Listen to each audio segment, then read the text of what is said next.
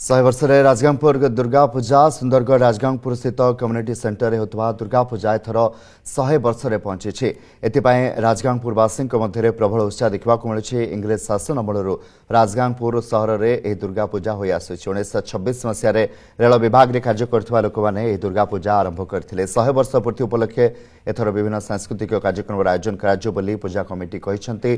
दुर्गा पूजा उपलक्षे एक विशाल यज्ञ आयोजन कर नवरात्रि उपलक्षे मां 9टी रूपरे मूर्ति तैयारी होइछे।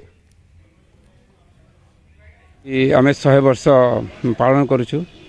जो माने पूजा आरंभ करथिले से माने तो 100 वर्ष देखि पालेनी, किंतु आमे बहुत भाग्यवान कि हमर 100 वर्ष हेनी, किंतु आमे 100 वर्षर दुर्गा पूजा पालन करूछु।